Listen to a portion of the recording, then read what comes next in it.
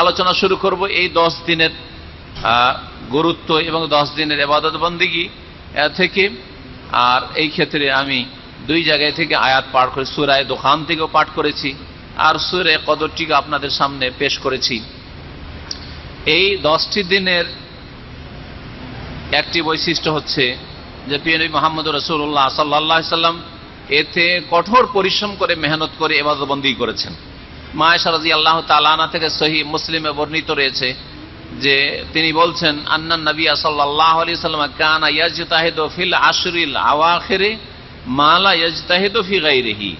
রাসূলুল্লাহ সাল্লাল্লাহু আলাইহি সাল্লাম এই শেষ 10টি দিনে, যে মাগরিব পর থেকে শুরু হয়ে যাবে, আজকে মাগরিব পর থেকে শুরু হয়ে যাবে, শেষ 10টি দিনে রমজান মাসের আর রাতে 24 ঘন্টা এত বেশি মেহনত পরিশ্রম করতেন, ইজতিহাদ করতেন, মা লা ইয়াজতাহিদু ফি গায়রিহি, যা অন্য কোন সময় মেহনত করতেন না। রমজান মাসের অন্য দিন রাতও এত কঠোর পরিশ্রম করতেন না, আর রমজান ছাড়া যে 11 মাস আছে ওতেও এত বেশি মেহনত পরিশ্রম করতেন না যত বেশি নবী করিম সাল্লাল্লাহু আলাইহি ওয়াসাল্লাম এই 10টি দিনে ইবাদত বন্দেগীতে কঠোর পরিশ্রম মেহনত করতেন। সহিহ বুখারী মুসলিমে আরো রিওয়ায়াত রয়েছে মা আয়েশা রাদিয়াল্লাহু তাআলা আনহা থেকে বর্ণিত, তিনি বলছেন কানান নবী সাল্লাল্লাহু আলাইহি ওয়াসাল্লাম ইযা দাখালাল আশরু, নবী করিম সাল্লাল্লাহু আলাইহি ওয়াসাল্লামের যখন সামনে শেষ 10টি দিন চলে আসতো, এই যে 10টি দিন শুরু হতে যাচ্ছে, তখন কি করতেন? যা করতেন তাই আপনি করবেন, আর বেশি করতে বলছি না। বেশি যদি করেন তো বেশি পণ্ডিত হবেন রাসূলুল্লাহ সাল্লাল্লাহু আলাইহি ওয়াসাল্লামের চাইতে, তাহলে বিদআত করবেন। ধর্মের নামে ধর্মের নামে রাসূলুল্লাহ সাল্লাল্লাহু আলাইহি ওয়াসাল্লামের চাইতে বেশি করার চেষ্টা করা, এটা বিদআতীদের লক্ষণ, বিদআতীদের তরিকা। আর ঘাটতি করা হচ্ছে পাপিষ্ট ফাসেকদের লক্ষণ। আপনাকে সতর্ক করছি ফাসেক হওয়া থেকে, আল্লাহ এবং রাসূলের নাফরমানি থেকেও, আর আল্লাহ রসুলের আগে বেড়ে বিদাতপন্থী হওয়া থেকেও সতর্ক করছি। যারাই শিরকে লিপ্ত হয়েছে, যারাই বিদাতে লিপ্ত হয়েছে, যারাই জঙ্গিবাদে লিপ্ত হয়েছে, যারাই এই ধরনের সন্ত্রাসী আর নাশকতামূলক কাজে লিপ্ত হয়েছে, তারাই রাসূলুল্লাহ সাল্লাল্লাহু আলাইহি ওয়াসাল্লামের চাইতে বেশি বাড়াবাড়ি করেছে। ওরা ওর চাইতে বেশি করবে, যার ফলে তারা ধর্মের নামে এই 3 শ্রেণীর লোকেরা গোমরাহ হয়েছে। মুশরিকরা যে রকমের শিরিক করুক না কেন, দুর্গা পূজাই করুক, আর দরগা কবর মাজার পূজাই করুক, আর জীবিতের পূজা করুক, আর মৃত পূজা করুক, দাঁড় করে পূজা করুক, আর কবর দিয়ে পূজা করুক, এরা নবী থেকে আগে বেড়েছে, বেড়ে গোমরাহ হয়েছে। আর এইরকমই যারা মিলাদ করে, আর শবে কাদারের সাথে শবে বারাতও করে, শবে মেরাজও পালন করে, এরা নাওয়াইতেও পড়ে, আর এরা বহু বিদাত করে, এরাও নবীর চাইতে বেশি বুঝে, বেশি পণ্ডিতি করে গোমরাহ হয়েছে। আর যারা তাদের জঙ্গিবাদকে জিহাদ বলে, তারাও ধর্মের নামে গোমরাহ হয়েছে। এই 3 শ্রেণীর মানুষ থেকে সতর্ক করছে মুসলিম ভাইদেরকে, বোনদেরকে। 2 নম্বরে সতর্ক করছি সমস্ত রকমের ফাসেকদের থেকে, যারা আল্লাহ পাকের ফারায়েজ ওয়াজিব আদায় করে না, 5 ওয়াক্ত নামাজ পুরো আদায় করে না, 5 ওয়াক্ত নামাজ জামাতে আদায় করে না, রোজা মাঝে মাঝে রাখে, মাঝে মাঝে রাখে না, রমজান মাসে কোনোদিন রাখে, কোনোদিন ছাড়ে, যাকাত কিছু দেয়, কিছু দেয় না, হজ ফরজ হয়ে আছে করেন না, করবে ইচ্ছা মতো হজ করবে সে, ইত্যাদি। এই রকমের ফাসেক, এই রকমই যারা হারাম খায়, হারাম উপার্জন করে, হারাম ব্যবসা বাণিজ্য করে, হারাম জীবন যাপন করে, হারাম দেখে, হারাম শোনে, আল্লাহ পাকের অসন্তুষ্টির কাজ করে, এই রকমের ফাসেকদের রাস্তা থেকে সতর্ক করছি। এই দুটো গুমরাহির মাঝখানেই রয়েছে দ্বীনে ইসলাম। দ্বীনে ইসলাম হচ্ছে মধ্যম পন্থা। এই দুটি হচ্ছে গুমরাহির রাস্তা। এই 2 রাস্তা থেকে বেঁচে থাকবেন। দুটো হচ্ছে রাজপথের 2 দিকের গর্ত, এই 2 গর্ত থেকে বেঁচে থাকবেন। রমজান মাস এসেছে, এতে যদি এই 2 রকমের গুমরাহি থেকে আপনি নিজেকে বাঁচিয়ে নিতে পারেন, আপনি নিজের স্ত্রীকে বাঁচিয়ে নিতে পারেন, নিজের ছেলে মেয়েদেরকে বাঁচিয়ে নিতে পারেন, নিজের বাপ মাকে বাঁচিয়ে নিতে পারেন, নিজের ভাই বোনদেরকে তারপরে বাঁচিয়ে নিতে পারেন, তাহলে আপনি কামিয়াব। প্রত্যেক ব্যক্তি যদি নিজের পরিবারের দায়িত্ব নিয়ে নেয়, আর নিজের বাড়িতে যারা রয়েছে তাদের দায়িত্ব নিয়ে নেয়, তো যথেষ্ট। মুসলিম জাতির সংশোধনের জন্য এতটাই যথেষ্ট। নবী করিম সাল্লাল্লাহু আলাইহি ওয়াসাল্লামের সামনে যখন শেষ 10টি দিন চলে আসতো, কি করতেন তিনি? সাদ্দা মেজারাহু, নবী সাল্লাল্লাহু আলাইহি ওয়াসাল্লাম তার লুঙ্গিকে শরীরের সাথে মজবুত করে বেঁধে নিতেন, লুঙ্গি কষে নিতেন। লুঙ্গি কষে বাঁধা, লুঙ্গি কষা মানে কি? লুঙ্গি কষার 2টি অর্থ হইতে পারে, ভাষ্যকার বলছেন। একটা হচ্ছে রেডি হওয়া, প্রস্তুত হওয়া। যখন মানুষ প্রস্তুত হয় তখন কাপড় টাপড় ছাঁটা শুরু করে, তো নবী করিম সাল্লাল্লাহু আলাইহি ওয়াসাল্লাম লুঙ্গি শরীরের সাথে মজবুত করে বেঁধে নিতেন বা লুঙ্গি কষে নিতেন, মানে ইবাদত বন্দেগীর জন্য প্রস্তুত হয়ে যেতেন। প্রস্তুত, এখন আর কোনো কাজ নেই, দিনের কাজ নেই, অন্য মানে দাওয়াতের কাজ বাইরে দিয়ে বাড়াবো না, ওটাও নেই। এখন শুধু ইবাদত বন্দেগী, একমাত্র এই 10টা দিন একমাত্র আল্লাহর সাথে সম্পর্ক, আল্লাহর সাথে সম্পর্ক। প্রস্তুতি নিতেন, এই একটা অর্থ। দ্বিতীয় অর্থ হচ্ছে লুঙ্গি কষে নেওয়া, তার মানে স্ত্রীদের থেকে পৃথক হয়ে যাওয়া, স্ত্রী সহবাস না করা। রমজানের দিনে যে কোনো দিনে স্ত্রী সহবাস হারাম, কিন্তু রাত্রে জায়েজ রয়েছে। শেষ 10টি রাতেও জায়েজ আছে।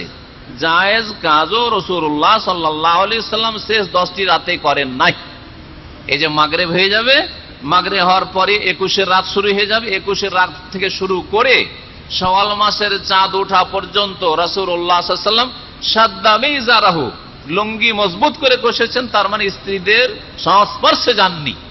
কারণ তিনি সর্বদাই হিজরতের পরে যখন থেকে সিয়াম শুরু করেছেন দ্বিতীয় হিজরিতে, এতেকাফ প্রতি বছর করেছেন শেষ দশকে, শেষ 10টি দিন মসজিদে এতেকাফ করেছেন। আর এতেকাফ অবস্থায় 24 ঘন্টা যেহেতু থেকেছেন এই 9টি বা 10টি দিন, সুতরাং নবী করিম সাল্লাল্লাহু আলাইহি ওয়াসাল্লাম বিবিদের থেকে পৃথক থেকেছেন। এতেকাফ যদি নাও করেন তারপরেও স্ত্রী সম্ভোগ জায়েজ হলেও এই রাতগুলিকে ইবাদত বন্দেগীতে কাটানো শ্রেয়। কারণ স্ত্রী সম্ভোগে গিয়ে 1-2 ঘন্টা ওতেই গেল, নাপাক থাকলেন, এই সেই ইত্যাদি, আর তারপরে একটা দুনিয়াদারি আসলো। যদিও জায়েজ কাজ, ওর চাইতে ভালো যদি আপনি পুরো রাতটাই একবার নিছক ইবাদত বন্দেগীতে লাগাইতে পারতেন। হ্যাঁ, সালাতে নামাজে লাগাইতেন, যেমন লম্বা নামাজ নবী সাল্লাল্লাহু আলাইহি ওয়াসাল্লাম পড়তেন, কোরআন তেলাওয়াতে লাগাতেন, জিকির আজকারে লাগাতেন, সুন্নতি জিকির আজকার, বিদআতি জিকির আজকারে নাই, সুন্নতি জিকির নবীর তরিকায় জিকির আজকার লাগাতেন, তওবা ইস্তেগফারে লাগাতেন, আপনি লম্বা সেজদায় পড়ে থাকতেন, লম্বা দোয়াই পড়ে থাকতেন, আপনি আল্লাহ পাকের কাছে দিন দুনিয়ার সার্বিক কল্যাণ চাইতেন। এটা আপনার জন্য অনেক কল্যাণকর ছিল। যদিও স্ত্রীদের কাছে এই রাতগুলিতেও শেষ দশকের রাতগুলিতে যাওয়া যায় যদি এতেকাফে না থাকেন তাহলে, কিন্তু এতেকাফে থাকলে হারাম।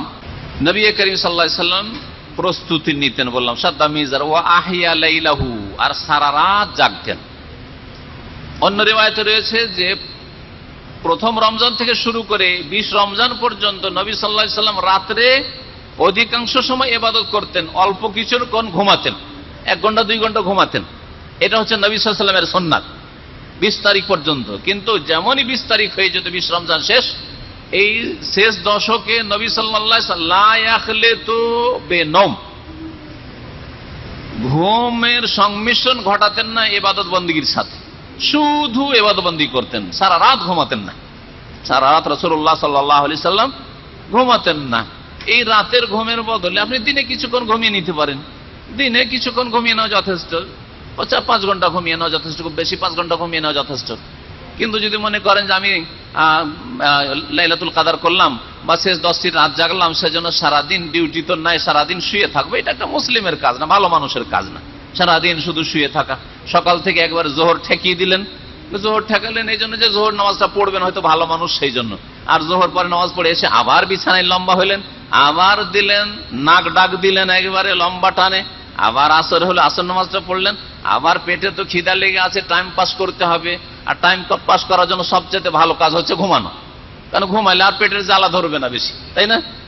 জেগে থাকলে পেটে জ্বালা বেশি, জেগে থাকলে পেটে জ্বালা বেশি আর পিপাসা বেশি, ঘুমিয়ে যায়। এইরকম কিছু মূর্খ মুসলমান আছে। আল্লাহ পাক রব্বুল সকলকে ইসলাহ করার তৌফিক দান করেন। সারা দিনটা ঘুমিয়ে থাকবেন, এটা আপনার জন্য উচিত হবে না। দিনেও আপনি কোরআন তেলাওয়াত করেন, দিনেও আল্লাহকে ডাকেন, দিনে আপনার সংসারের কাজ করেন, ইত্যাদি ইত্যাদি। যাই হোক, মানুষের জন্য এতটা ঘুম যথেষ্ট যাতে নিজেকে সুস্থ রাখতে পারে।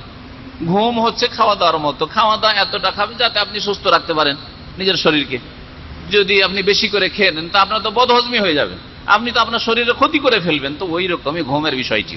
নবী করিম সাল্লাল্লাহু আলাইহি ওয়াসাল্লাম তাহলে সারা রাত জাগতেন শেষ 10টি রাতে। আর ও আই কাজা আহলা, একাই জাগতেন না, এটাও সুন্নত আপনার জন্য। আপনারা যারা এখানে পরিবার নিয়ে আছেন, আপনার স্ত্রীকেও জাগাবেন। এমন নয় যে আপনি তো মাশাআল্লাহ কোরআন তেলাওয়াত করছেন অথবা মসজিদে চলে গেছেন ইবাদত বন্দেগী করছেন, আর আপনার বিবি সাহেব মাশাআল্লাহ ঘরে ঘুমাইছে, কেন ঘুমাবে? তাকেও জাগাবেন আপনি। আর যদি আপনি দেশে রেখে এসছেন, তাহলে দেশে টেলিফোন করেন, তাগিদ করেন, রাতে মাঝে মাঝে 1 ঘন্টা আধা ঘন্টা পর পর মাঝে মাঝে টেলিফোন করে খোঁজ নেন যে কোরআন তেলাওয়াত করছে, জিকির আজকার করছে, ইবাদত বন্দেগীতে আছে, দোয়া করছে ইত্যাদি, আল্লাহর ইবাদত মশগুল আছে কিনা, নাকি ঘুমাচ্ছে, না খেলতামাশাই কাটাচ্ছে। অনেকে রাত জাগে ধুমধাম করে গল্প স্বল্প করে রাত জাগলো, এইরকম জায়গা নয়। আমাদের দেশীয় যে আজকাল লাইলাতুল কাদার করা হচ্ছে, এই লাইলাতুল কাদার লাইলাতুল কাদার না। কিছুক্ষণ হয়তো একটু ওয়াজ মাহফিল করলো, কিছু শুনলো, আর তারপরে চা পানি করছে, এদিক সেদিকে একটু ধুমধাম করছে, বা পিকনিকের মতো কিছু পাকশাক করছে, ভালো ভালো খাচ্ছে সারা রাত, আর এই করে রাত কাটাচ্ছে। এটা ইবাদত না, এটা লাইলাতুল কাদার করা নয়। আর লাইলাতুল কাদারে ইবাদত বন্দেগী নয়, ইহয়াউল লাইল নয়, যা নবী সাল্লাল্লাহু আলাইহি ওয়াসাল্লাম করেছেন। আর কি করতেন? ওয়াই কাজা আহলো, নিজের পরিবারকেও জাগাতেন, নিজের পরিবারকেও জাগাতেন। এই ছিল সহিহ বুখারী মুসলিমের হাদিস। নবী সাল্লাল্লাহু আলাইহি ওয়াসাল্লামের বুখারীতে আরেকটি হাদিস রয়েছে যে নবী করিম সাল্লাল্লাহু আলাইহি ওয়াসাল্লাম এইটা রমজানেরই ঘটনা ছিল। রমজানের রাতগুলিতে ঘরে ঘরে বিবিদের লাইন হয়ে 9 বিবির বাড়ি ছিল, কক্ষ ছিল, আর বাড়ি বাড়ি যেতেন, আর যাওয়ার পরে বলতেন আইকিযু সাওয়াহিবাল হুজার, আইকিযু সাওয়াহিবাল হুজার, কক্ষে ঘরে যারাই আছে সকলকে জাগাও। শুধু স্ত্রীকে বলতেন না, স্ত্রী আছে, আরো কেউ থাকতে পারে, স্ত্রীর বোনের মেয়েরা থাকতে পারে, ছেলেরা থাকতে পারে, আরো কেউ থাকতে পারে, বন্ধন আত্মীয় স্বজন কেউ থাকতে পারে বাড়িতে। আইকিযু সাওয়াহিবাল হুজার, বাড়িতে যারাই আছে, মেয়ে আছে, ফাতেমা আছে, বাড়িতে যারাই আছে তাদেরকে জাগাও। রুব্বা কাসিয়াতিন ফিদ দুনিয়া আরিয়াতুন ফিল আখিরা, কারণ শোনো, অনেকে আছে দুনিয়ায় ভালো ভালো পোশাক পরিধান করবে, কিন্তু আরিয়াতুন ফিল আখিরা, পরকালে উলঙ্গ হয়ে উঠবে, পরকালে উলঙ্গ হয়ে উঠবে। এখন থেকে প্রস্তুতি নাও, যাতে করে আখিরাতে কাপড় পাও, আখিরাতে যাতে করে পোশাক পাও, উলঙ্গ হয়ে না উঠতে হয়। এ উলঙ্গ হয়ে উঠার অর্থটা কি? হতে পারে যে উলঙ্গ হওয়া মানে জাহান্নামে উলঙ্গ হয়ে জ্বলবে, জাহান্নামে গেলে লেবাস পোশাক পাবে না, সেখানে আগুনের লেবাস, সবকিছু আগুন। সেখানে জান্নাতীদের জন্য লেবাস রয়েছে, লিবাসুহুম ফিহা হারির, রেশমের আল্লাহ পাক রব্বুল আলামিন লেবাস পোশাক দেবেন, কিন্তু জাহান্নামীদের জন্য লেবাস নেই। তো জান্নাতে যেতে পারলে তো দুনিয়াতে যারা পয়সাওয়ালা মানুষ, বেশি বেশি পয়সা যাদের, আর বেশি কাপড় চোপড় পরেছে, ওরাই তো বেশি জাহান্নামে যাবে। কারণ নবী সাল্লাল্লাহু আলাইহি ওয়াসাল্লাম বলেছেন যে আমি যখন দেখলাম জান্নাত দেখলাম, জাহান্নাম দেখলাম, তো জান্নাতে শুধু দরিদ্র গরিবদেরকে দেখলাম বেশি, ওদেরই মেজরিটি বেশি। আর জাহান্নাম যখন দেখলাম, তো জাহান্নামে মেজরিটি দেখলাম কার? মহিলাদের মেজরিটি দেখলাম, মহিলার সংখ্যাই বেশি জাহান্নামে, কারণ মহিলারাই বেশি গুমরা, মহিলাদের দ্বারা বেশি পাপ হয়ে থাকে। এবং মহিলারা ভালো কাপড় জমা করাতে বাহাদুর, মাশাআল্লাহ। মহিলা জাতি এমন জাতি, তাদের আপনি মেকআপের জিনিস দিয়ে দেন, কাপড় দেন, আপনার চেয়ে তো অনেক বেশি জোড়া আপনার স্ত্রীর কাছে আছে, তারপরে মন ভরে না। নতুন নতুন কাপড় একটা দেখলেই মন চাই যে একটা কাপড় করি, হ্যাঁ। কিন্তু আমাদের জুব্বা ছিঁড়ে না যে ওকে ছাড়বো, 5 বছর 7 বছর চলেই যাচ্ছে, আর শাড়ি আর 3 মাসও যায় না, হ্যাঁ জি। একবার পরলে শেষ, আবার ওই বান্ধবীরা আসবে, আবার ওইটা পরে কি করে যাবো, নতুন কাপড় লাগবে। তো দুনিয়াতে খুব কাপড় পরেছিলে, আরিয়াতুন ফিল আখিরা, কিয়ামতের দিন উলঙ্গ হয়ে উঠবে মানে জাহান্নামে জ্বলতে হবে, একটা অর্থ। আর একটা অর্থ হচ্ছে উলঙ্গ হবে মানে আমল থেকে উলঙ্গ হবে, মানে আমলবিহীন হবে। উলঙ্গ ব্যক্তি হচ্ছে বস্ত্রহীন, আর আখিরাতের উলঙ্গ হওয়া মানে আমলহীন, বেআমল হয়ে আল্লাহর সামনে হাজির হবে। আমল নেই, সুতরাং আল্লাহর রহমত নেই।